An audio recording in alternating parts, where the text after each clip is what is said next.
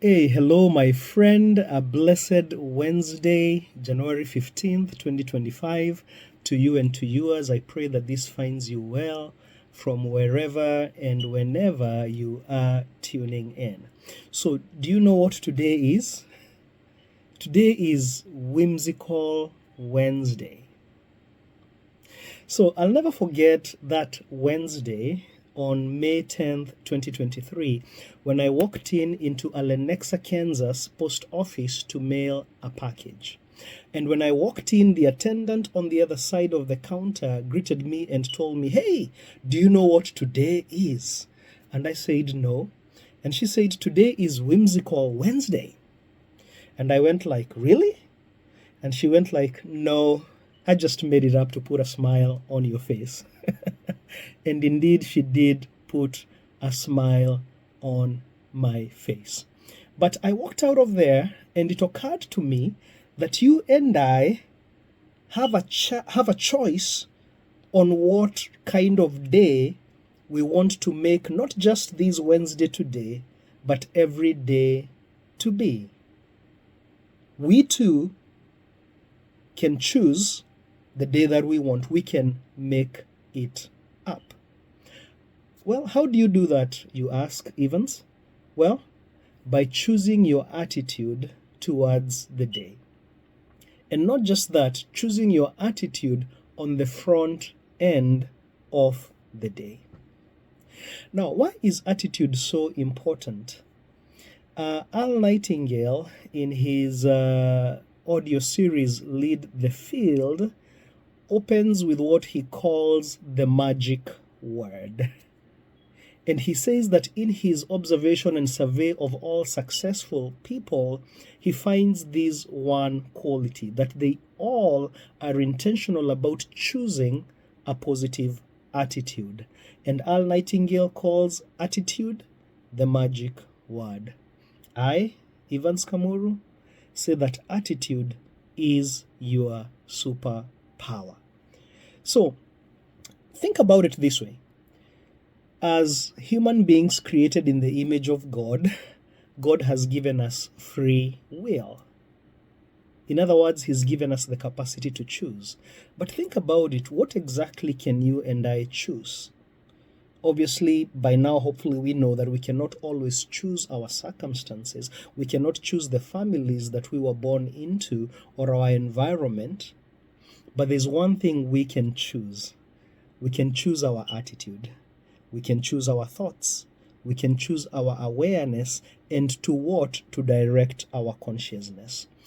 Viktor Frankl, an Austrian psychologist who survived the horrendous, harrowing Holocaust experience, had this to say.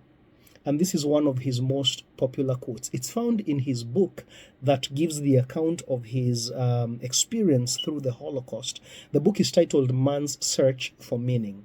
And he said, everything can be taken away from a man but one thing: the last of the human freedoms, to choose one's attitude in any given set of circumstances, to choose one's own way. That's what it means that we have free will. We can choose our attitudes no matter what. And when you understand this, then scriptures like are found in Proverbs, as a man thinketh, so is he, start to make sense. Because when you choose your thoughts, when you choose your attitudes, your thoughts in turn drive your feelings, they drive your words, they drive your actions, and ultimately, eventually, they drive your outcome. That is why it's so important to start with the input of positive attitude, because it translates into the outcome of your experience. Now, I know some of us resist the whole idea of positive thinking and positive attitude and positivity, right? I did a post the other day on toxic positivity versus toxic positivity. And you might be asking the question, what's the difference between a positive attitude and wishful thinking? Well, A positive attitude is founded on truth. It's founded on principle. Wishful thinking, on the other hand, is founded on nothing. Let me give you an example. If I went to my ATM today, in which there is no money and I have not made a deposit of money, and I put in my ATM card and I expect to withdraw money just because I believe I'm going to have money, that's wishful thinking. On the other hand, if in my account is deposited $1 million, whether by me or somebody else, and I go with the expectation of withdrawing, say, $100, it's an expectation, it's an attitude that is based on truth, on foundation. It's supported by a deposit. Now, what I want to suggest to you is that God has given us a whole bank account deposited with truth upon which we can base healthy positivity, upon which we can base a healthy attitude, upon which we can have hope. By the way, do you know that when the word hope is used in scripture, it does not refer to wishful thinking? I hope. The word hope in scripture refers to a bold confidence. It's like you can take it to the bank. No pun intended here. And so God has given us a foundation of truth. Let me give you just a couple of these truths or principles, right, upon which you can choose to have a positive attitude on the front end of each day. My biggest hack is found in Psalms 118 and verses 23. You know this verse from Sunday school. It says that this is the day that the Lord has made. I will rejoice and I will be glad in it. I could go on a whole rant as far as just breaking that verse down. But the conclusion that I come to is anything that God makes, by the way, making implies intentionality. It implies crafting, designing, fashioning. Do you know that every day is custom made? Anyway, that's a story for another day. This day is custom made by a good God who is the Father of light and from whom all good gifts come. The same God who tells us if we as human beings know how to give good gifts to our children, how much more the Father of heaven. Everything that the Lord makes, which includes this day, Psalms 118:23 tells you and me that is good. There is good laden in each day. That's the first foundation of truth upon which you can predicate choosing a positive attitude on the front end of the day.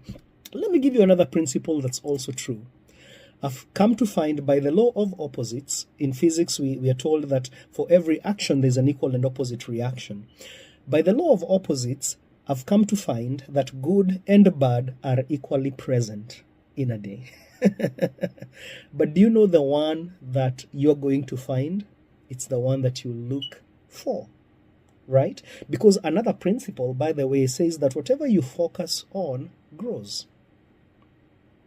And wherever your attention goes, energy flows.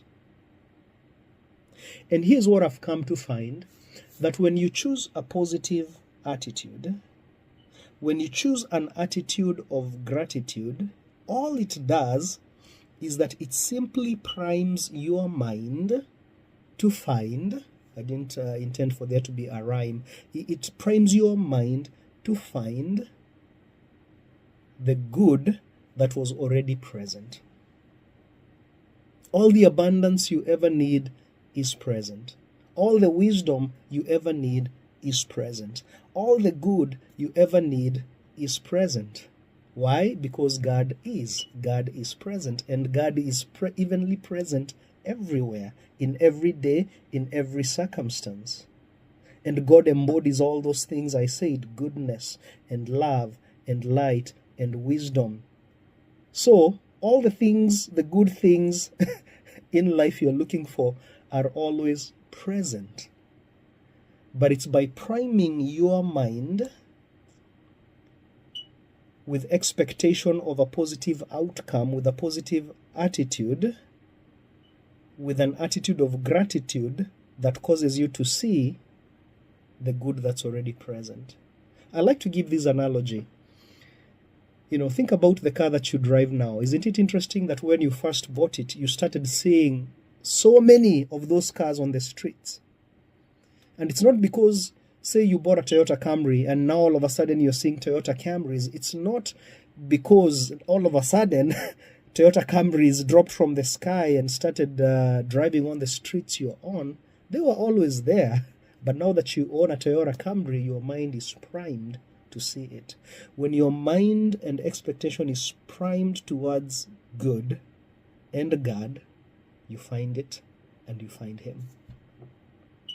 So, all right, we've looked at why attitude is important, because our attitudes, our thoughts influence our feelings, our words, our actions, and eventually our outcome. We've also looked at the fact that having a positive attitude is not the same as wishful thinking, because a positive attitude is predicated on truth, right? And when we have a healthy attitude, a positive attitude, it primes our mind to find the good that's already present. Now, let me ask you another question. And this is another analogy I like to give. If every single day you could not only choose your day, but you could choose your weather, what would you choose? And oh boy, how I wish that I could choose my weather today, because I just looked at the weather app. And right now the temperature is 13 degrees Fahrenheit here in Kansas City. And it feels, because of the wind chill, like 5 degrees Fahrenheit. I don't even want to convert that into Celsius because it might be a little depressing. But if I could choose my weather today, it would be 75 degrees with clear blue skies.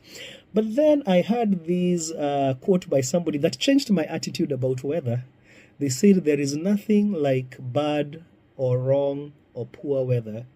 There is just bad, poor clothing.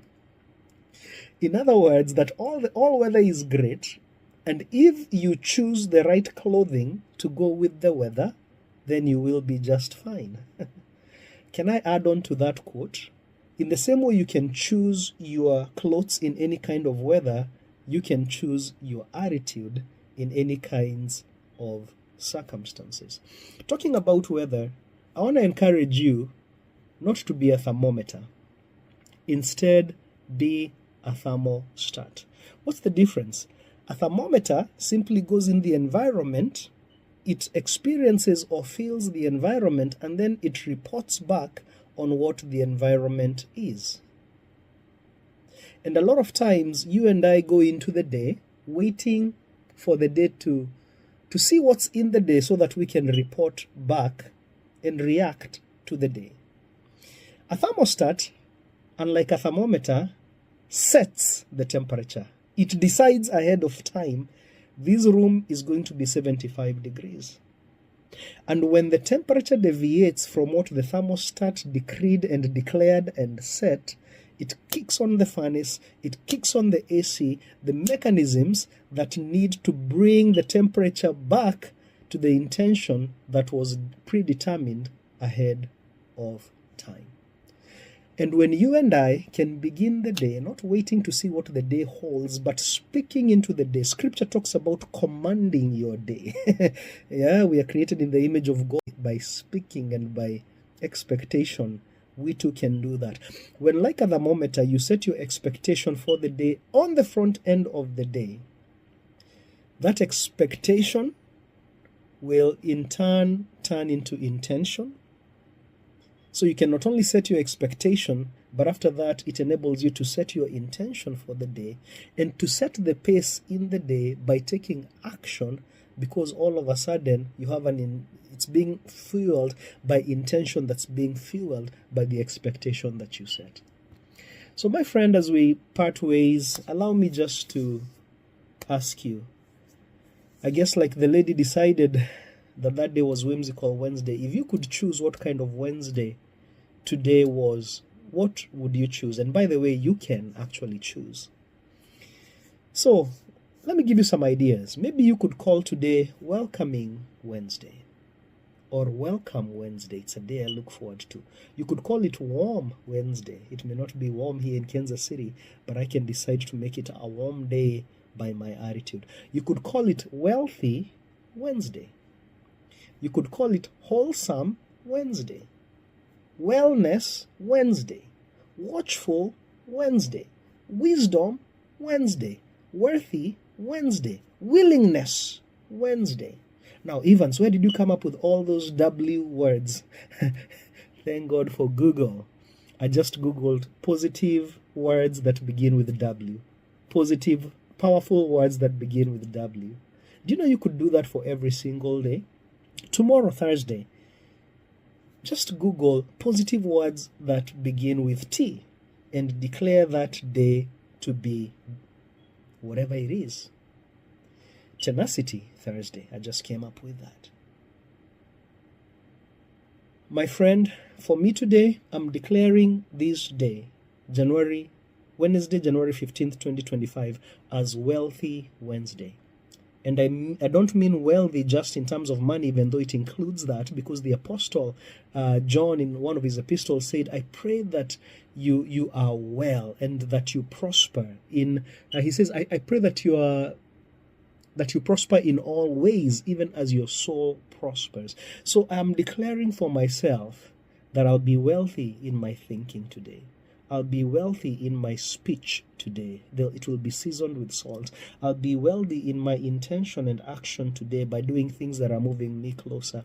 And yes, I'll be wealthy in money today because money comes to me. All right? I'll be wealthy in my relationships today. You too can declare what kind of day you want today to be. I pray that you do. And in the words of Jesus, may it be unto you according to your faith. Blessings.